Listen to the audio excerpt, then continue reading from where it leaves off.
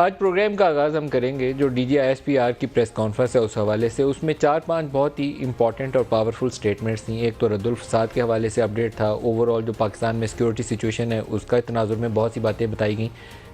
پھر پاکستان کے western borders کی صورتحال, جہاں پر ایک ویڈیو کلپ کئی دنوں سے وائرل ہو رہا تھا کہ جو فینسنگ ہم کر رہے ہیں اسے ایک گروپ گرا کے تو اس کو سیلیبریٹ کر رہا ہے, اس کی وضاحت بھی آ گئی. اور ساتھ ہی ساتھ انہوں نے جو ایک کنٹروورسی ہے کہ یہ پاک افغان انٹرنیشنل بارڈر, کئی متنازع طریقے سے اس کو پیش کرتے ہیں کہ یہ انٹرنیشنل بارڈر نہیں ہے, یہ ڈیورنٹ لائن ہے, اس کی وضاحت آ گئی کہ یہ international Pakistan Afghanistan international border ہے جس کی ہم نے فینسنگ کی اور اپنے ایریا کے اندر فینسنگ کی ہے. اس کی اب اس کے علاوہ کوئی حیثیت نہیں ہے اور یہ انٹرنیشنلی ریکگنائزڈ ہے. اور ساتھ ہی ٹی ٹی پی جس کے اوپر ایک کنٹروورشل سچویشن تھی, اور میرے خیال میں آج اچھا ہوا کہ اس کی وضاحت آ گئی کہ پاکستان ڈیفیٹ کرے گا ٹی ٹی پی کو, اور ایسے کسی ایلیمنٹ کو پاکستانی سرزمین کے اوپر جگہ نہیں ملے گی. ایک اسٹریٹجی, ایک حکمت عملی کے تحت ان سے جنگ بندی کی گئی تھی جو اب 9 دسمبر سے اب وہ ختم ہو چکی ہے, یا 9 دسمبر سے ختم ہو چکی ہے, اور ان ایلیمنٹس کا کلا کما کیا جائے گا, مکمل طور پر ان کا خاتمہ کیا جائے گا. لیکن سب سے پاورفل اس کا جو حصہ ہے وہ پاکستان کی سیاسی صورتحال سے ریلیٹ کرتا ہے.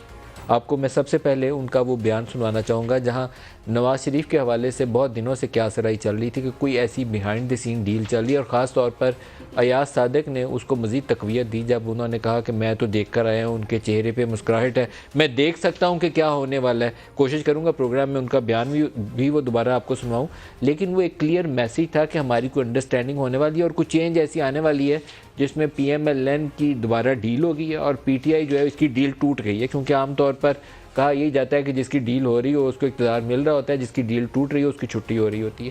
تو D G I S P R اس ڈیل کے اوپر کیا کہہ رہے ہیں نواز شریف کے حوالے سے, وہ سن لیجیے. یہ سب اسپیکولیشنز ہیں, قیاس آرائیاں ہیں, جن میں سے جس کو میں بیس لیس اسپیکولیشن کہوں گا. اگر کوئی اس طرح کی بات کر رہا ہے ڈیل کی, یا کوئی اس طرح کی بات کرتا ہے, میں آپ سے ریکویسٹ کروں گا کہ انہی سے سوال کریں کہ کون کر رہا ہے ڈیل, کیا ہے اس کے محرکات کیا ہیں, واٹ از دی ایویڈنس کہ کوئی ڈیل کر رہا ہے. ایسی کوئی چیز نہیں ہے.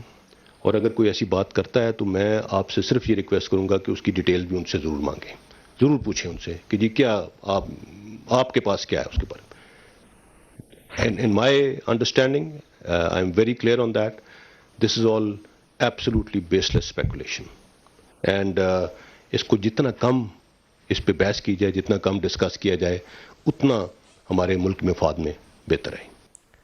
یہ بیان ان کا بالکل درست ہے, کیونکہ جب بھی یہ تاثر جائے گا کہ فوج کسی سے ڈیل کر کے اس کو اقتدار دے رہی ہے تو فوج کی حیثیت متنازع ہو جاتی, جو نہیں ہونی چاہیے. فوج پاکستان کی فوج ہے نا, وہ تحریک انصاف کی یا نون کی یا پیپلز پارٹی کی کسی پولیٹیکل پارٹی سے کسی ایک گروپ کے ساتھ سیاسی طور پر اس کی وابستگی نہیں ہے. پاکستانی فوج ہے, پاکستان آرمی ہے, تو اس کو پاکستان آرمی کے طور پر ہی ہم پریزنٹ کر سکتے ہیں. بہت ساری جو سیاسی قوتیں ہیں پاکستان کے اندر, ان ساروں کو کچھ ایشوز پہ انڈرسٹینڈ کرنا چاہیے, اور فوج کو بھی کرنا چاہیے. اگر وہ آئی جی آئی والا رول ادا کریں گے, جیسے آئی جی آئی کی تشکیل کے وقت تھا, جو بعد میں ایفیڈیوٹ کی شکل میں سپریم کورٹ کے سامنے وہ تفصیلات آئی بھی کہ آئی جی آئی کے وقت کیسے فنڈنگ کی گئی تھی, تو اس شکل میں فوج کا رول متنازع ہو جاتا ہے. یا جو این آر او کا ارینجمنٹ تھا, جو جنرل مشرف ٹاکس کر رہے تھے بی بی کے ساتھ, وہ ایک متنازع رول تھا, اس سے پیچھے ہٹنا پڑے گا فوج کو. لیکن بہت مناسب ہوا کہ آج انہوں نے اپنی سائڈ کی بالکل کھل کے وضاحت کر دی کہ کوئی ایسی ڈیل کے اندر ہمارا رول نہیں ہے. اور سول ملٹری تعلقات کیسے ہیں, حکومت کے ساتھ فوج کے تعلقات کیسے ہیں, اس کی وضاحت بھی سن لیجیے.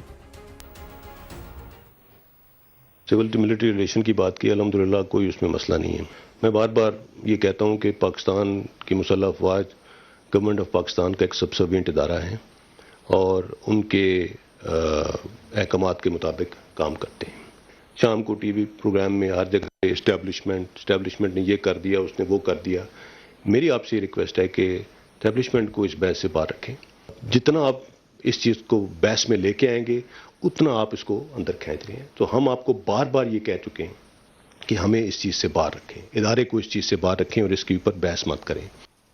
فوج کو سیاست کے اندر گھسیٹنے والے حکومت کے اندر ایلیمنٹس بھی ہیں جو یہ کہتے ہیں سیم پیج, فوج ہمارے ساتھ ہے, وہ بھی فوج کو اندر کھینچتے ہیں, جو نہیں کھینچنا چاہیے. اور وہ سیاسی قوتیں بھی جو کبھی کہتی ہیں کہ ہماری ڈیل ہو رہی ہیں, ہمارے چہرے دیکھ لیں, میں تو مسکراہٹ دیکھ کر آیا ہوں, ان کو بھی اس سے پرہیز کرنا چاہیے.